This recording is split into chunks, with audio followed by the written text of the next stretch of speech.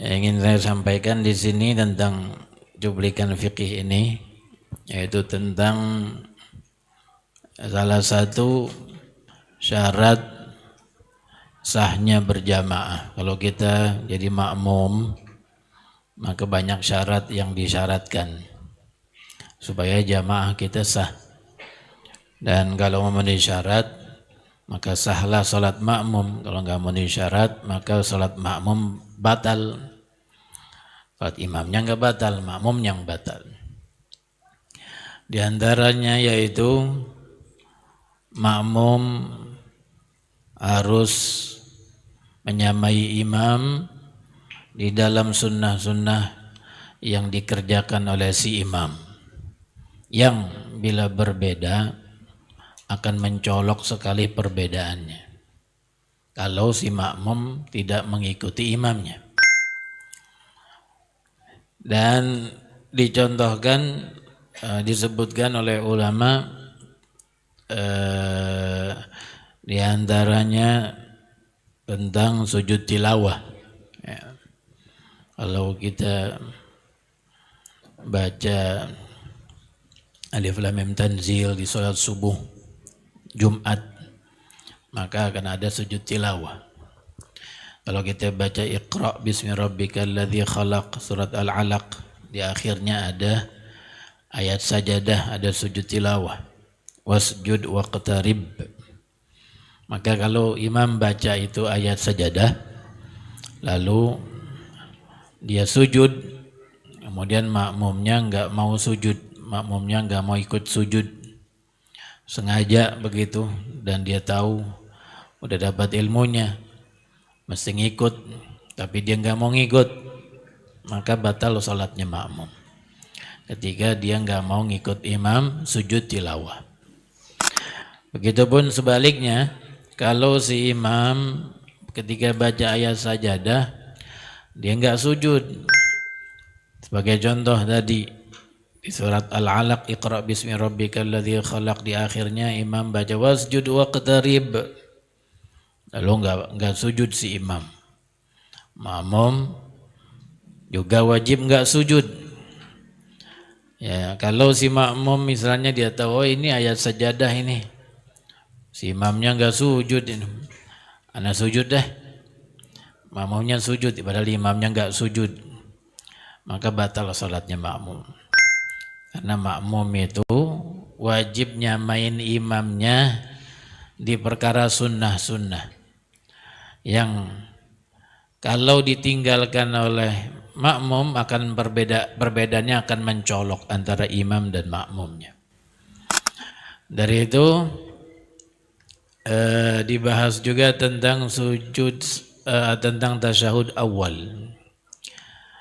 Kalau si imam enggak tasyahud awal, terlepas apakah dia sengaja ataukah dia lupa, ketika datang waktu tasyahud awal di rakaat kedua, habis sujud yang kedua, imamnya enggak tasyahud awal, tapi dia berdiri langsung ke rakaat ketiga.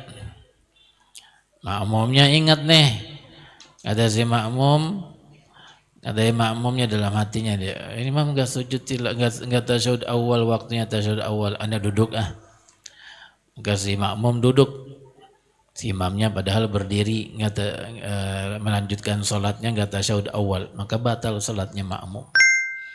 Dengan syarat si imam sama sekali ketika berdiri ke rakaat ketiga tidak melakukan yang namanya jalsatul istirahah, duduk istirahat, itu duduk sebentar ketika mau berdiri. Kalau imamnya duduk sebentar ketika mau berdiri baru kemudian melanjutkan naik ke atas, maka makmumnya boleh tasyahud awal lalu kemudian mengejar imamnya setelah selesai tasyahud awal.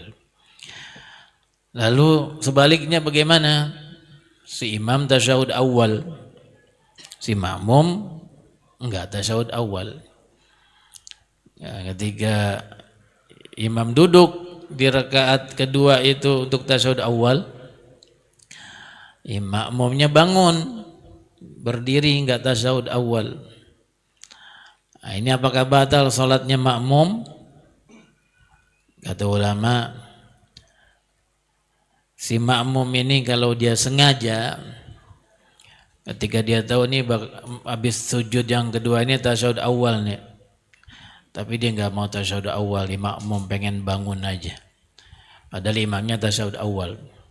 Kalau sengaja nggak batal sholatnya makmum, hanya dia sunnah untuk duduk dan tasyahud bersama imam, sunnah.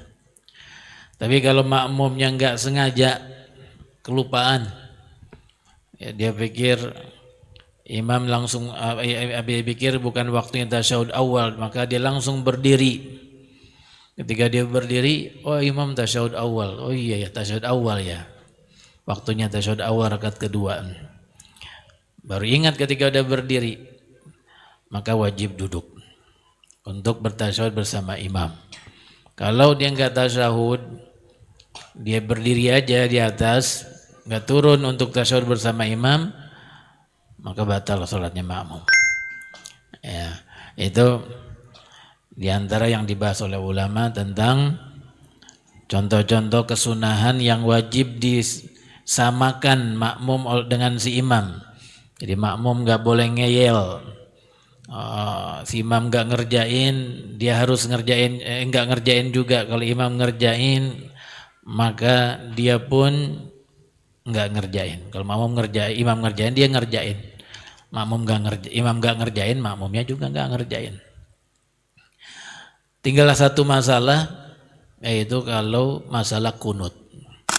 Ini sunnah-sunnah semua nih, sujud tilawah sunnah, tasyahud awal juga sunnah, kunut juga sunnah. Dalam mazhab kita Imam Syafi'i kunut sunnah, kunut subuh yang dimaksud. Begitu juga kunut yang dikerjakan di witir bulan Ramadan setelah masuk pertengahan kedua Ramadan. Disunahkan kunut di witir yang salat terakhir itu. Kalau imamnya kunut, ya kalau imamnya enggak kunut, ya baik lupa ataupun imamnya punya pandangan lain. Seperti di zaman kita ada beberapa orang, sebagian orang nggak mau kunut subuh, bahkan memandangnya itu adalah bid'ah. Kalau kita kebetulan sholat di satu tempat, imamnya model begini, ketika sholat subuh bersama dia di belakangnya jadi makmum. Ketika imam Sami Allahu liman hamidah, rakaat kedua subuh waktunya untuk kunut, imamnya enggak kunut, langsung langsung sujud. Sedangkan makmum pengen kunut. Bolehkah makmum kunut? Kata ulama, sunnah makmumnya kunut. Tapi dengan syarat kesunahannya kunut si makmum walau imamnya tidak kunut, dengan syarat dia ngedapetin sujud pertamanya bersama imam setelah kunut selesai diturun. Dan itu memungkinkan kalau kunutnya pendek. Nah, diajarin ulama kita gimana kunut paling pendek. Kunut paling pendek, Allahumma gfirli ya ghafur. Itu kunut itu. Ya, kalau kunut yang biasa kita kerjain, Allahumma hdini misalnya, fiman hadait, itu panjang, tidak akan mungkin mendapatkan sujud bersama imam yang pertama, itu sujud pertama. Tapi kalau yang ini mungkin, atau Allahumma arhamni ya Rahman atau ya Rahim, itu juga kunut. Kalau dia memungkinkan ngedapetin imamnya di sujud yang pertama, maka makmumnya sunnah kunut walaupun imamnya enggak kunut. Tapi kalau dia enggak ngedapetinnya setelah itu, duduk di antara dua sujudnya baru ngedapetin, ya, sujud pertamanya enggak ngedapetin, tapi udah ngedapetinnya setelah itu, setelah dia kunut sebentar, maka hukum kunutnya mubah. Enggak jadi sunnah tapi hukum kunutnya mubah. Tapi walau bagaimanapun, ala kulli hal, si makmum ketika kunut padahal imamnya enggak kunut, saat itu hukum sholatnya enggak batal. hukum sholatnya sah-sah saja. Nah, karena apa? Kok yang ini nggak batal, yang tadi batal. Ketika imam yang tadi ngerjain, makmum nggak ngerjain bisa batal. Tapi ini nggak batal karena makmum nggak nambahin apapun di dalam sholatnya. Dia hanya meneruskan dirinya.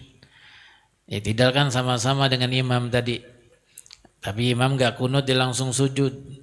Makmumnya tambahin dikit kunut. Allahumma gfirli ya ghafur. Udah. Nggak nambahin apa-apaan. Dia hanya sedikit melamakan i'tidalnya untuk baca kunutnya itu. Beda dengan masalah sujud tilawah tadi. Ya, kalau imam nggak ngerjain, makmum ngerjain, batal salatnya makmum. Kalau imam ngerjain, makmum nggak ngerjain pun batal salatnya makmum. Ini yang ingin saya sampaikan. Semoga Allah Ta'ala berikan kita ilmu yang bermanfaat. Amin ya rabbal alamin.